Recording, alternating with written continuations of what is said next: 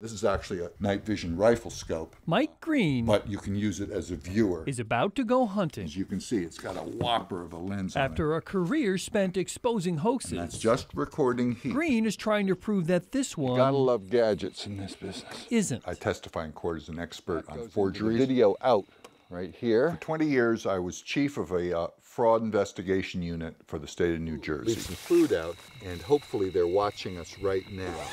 It's home sweet home. He took us to the Uwharrie National Forest. Everything interesting has happened right here. Where he says okay, we're off. He's seen Sasquatch before. You okay back there? He was out here about a year and a half ago. And in the middle of the night, I was awakened by what I call Darth Vader breaths. Great, I mean, that's really what it sounded like. Great big, two big breaths right over my head. In this here, in the food container. He showed us what he then did. This is a game cam. To try to get video of it. Put it right here, and we take this, and we do that. We hope that he's going to take this lid off and go, oops, and we're going to get a full face shot of him. I've been trying to capture this on film for a year. Green did get a shot. I had seen one almost exactly a year before down there. That night, 18 months ago. Is that white?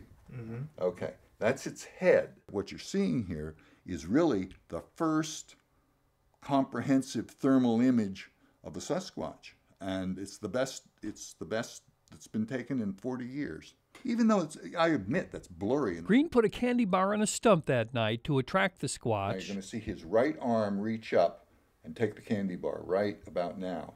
There he goes. You see a big white 7.5, 8 foot tall thing come out of the woods and grab the candy bar and leave and then come back and sway back and forth a little bit. It can't be anything else. I mean, it literally can't be anything else. Not that he hasn't heard all the possibilities all the time from the skeptics. Well, it's just a guy in a fat suit or a ghillie suit. The heat signature, which is what you're looking at here, is nothing but heat. The heat signature would be completely different. It would be splotchy.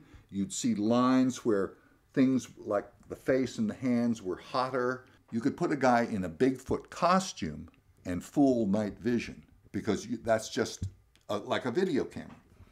But if you put a thermal imager on him, it's going to look completely different. Green believes that the clear heat signature that you see on this thermal image and swinging back and forth is something you couldn't fake. Now on this swing, you're going to see his right arm will separate right there from his body a little bit. And has him convinced it's Bigfoot. But yeah, there's no doubt about it. Now we're recording that image. But even he and the rest of the Bigfoot Field Researchers Organization, and I just walk up like this, are baffled that they don't have better proof after all these years. We have in the BFRO maybe 200 game cams out looking for squatches.